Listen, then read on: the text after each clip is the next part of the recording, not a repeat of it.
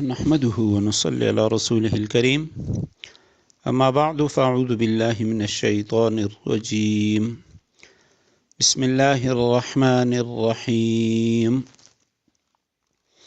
يا أيها الذين آمنوا ادخلوا في السلم كافة ولا تتبعوا خطوات الشيطان إنه لكم عدو مبين صدق اللہ العظیم اللہم صلی علی محمد النبی الامی وعلی آلہ واصحابہ وبارک وسلم۔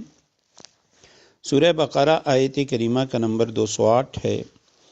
آیت کریمہ کا ترجمہ یہ ہے: یا ایہا الذین آمنوا، اے ایمان والو، ادخلوا، داخل ہو جاؤ، فی السلم، اسلام میں، کافتاً، پورے کے پورے، ولا تتبعوا خطوات الشیطان، اور شیطان کے نقش قدم پر نہ چلو، انہ لکم عدو مبین، یقین جانو وہ تمہارا کھلا دشمن ہے۔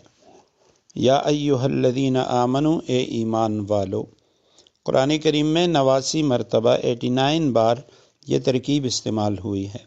ادخلو امر کا صیغہ، داخل ہو جاؤ، فی السلم، سلم اور سلم یعنی سین کے زبر اور سین کے زیر دونوں کے ساتھ اس کے معنی ہے صلح، اور اسلام دونوں معنی دیتا ہے، استسلام و طاعہ یعنی سر تسلیم خم کرنا اور فرما برداری کرنا۔ کافہ، سب کے سب، سارے کے سارے۔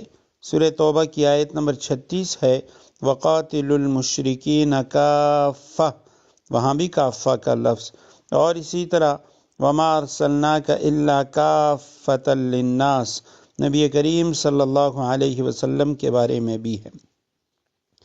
وَلَا تَتَّبِعُوا، اور تم پیروی نہ کرو، اتباع نہ کرو، خطوات الشیطان، شیطان کے نقش قدم کی۔ خطوات، خطوہ کی جمع نشان قدم کو کہا جاتا ہے۔ شیطان کے نقش قدم پر نہ چلو، انہ لکم عدو مبین، بے شک شیطان لکم تمہارے لیے عدو مبین، کھلا دشمن ہے۔ آیت کریمہ میں فرمائے کہ ایمان والو، اسلام میں پورے کے پورے داخل ہو جاؤ۔ بعض حضرات نے لکھا کہ یہ آیت کریمہ کچھ صحابہ کرام کے بارے میں نازل ہوئی جو صحابہ کرام یہودیت کو چھوڑ کے اسلام میں داخل ہوئے۔ علامہ ابن جریر طبری وغیرہ نے لکھا ہے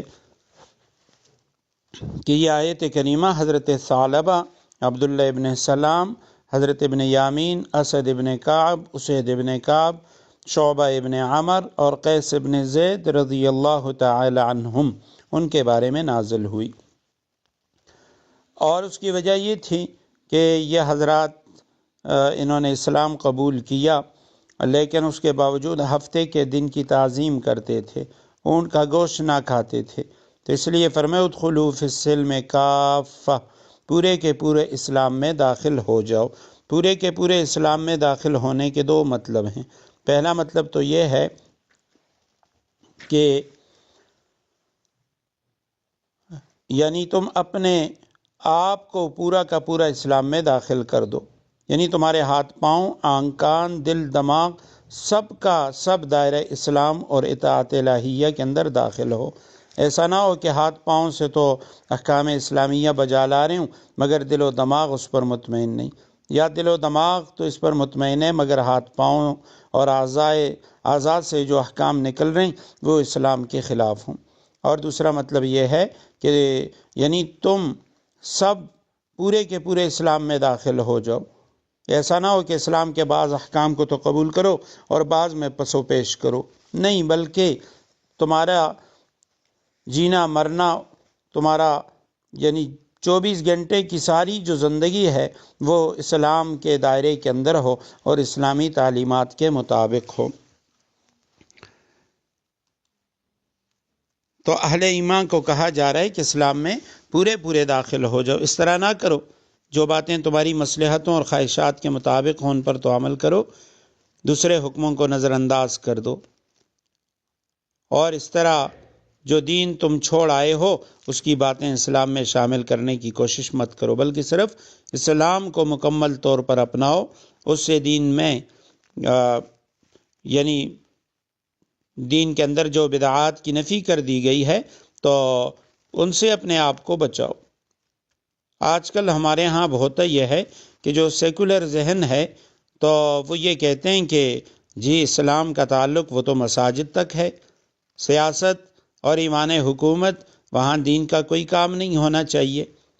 اور اسی طرح عوام کو بھی سمجھایا جا رہا ہے کہ جو رسوم و رواج، علاقائی ثقافت و روایات ہیں تو انہیں چھوڑنے کی ضرورت نہیں ہے، کہ بھئی اسلام وہ تو صرف فلاں ان عبادات کا نام ہے، باقی مرگ اور شادی بیاہ اس میں جتنے بھی مصرفانہ اور ہندوانہ رسوم دیگر رواجات وغیرہ ہو رہے ہیں تو کہہ رہے ہیں بس وہ کرنے دیں، وہ تو ہمارا رسم ہے، رواج ہے، ثقافت ہے۔ نہیں، اللہ سبحانہ وتعالیٰ نے فرمایا لا تتبعوا خطوات الشیطان، شیطان کے قدموں کی پیروی مت کرو جو تمہیں خلاف اسلام باتوں کے لیے حسین فلسفے تراش کر پیش کرتا ہے، برائیوں پر خوشنما غلاف چڑھاتا ہے اور بدعات کو نیکی باور کراتا ہے تاکہ اس کے دام میں تم پھنسے رہو۔ ضیاء القرآن میں پیر کرم شاہ الازہری وہ بڑی پیاری بات ارشاد فرماتے ہیں لا تتبعوا خطوات الشیطان انہ لکم عدو مبین، شیطان کے نقش قدم پہ نہ چلو، وہ تمہارا کھلا دشمن ہے۔ فرماتے ہیں حق کو باطل کے ساتھ نہ ملاؤ، اس طرح کہ حق کا جو حسن ہے وہ داغدار ہو جائے اور اس کا سرچشمہ مقدر ہو جائے۔ فرماتے ہیں آج ہماری کیا حالت ہے، کس طرح اسلام کے نام پہ شہر آباد کیے جاتے ہیں، پھر اسی کی شاہراہوں پر اسلام کے نام اور اس کے نظام کو رسوا کیا جاتا ہے۔ اسلام کے نام پہ مملکتیں معرض وجود میں لائی جاتی ہیں، لیکن اسلام کے قانون، ضابطۂ اخلاق اور اس کی مقدس قدروں کو سرد خانوں میں مقفل کر دیا جاتا ہے۔ یہ خدا فریبی بھی ہے اور خود فریبی بھی۔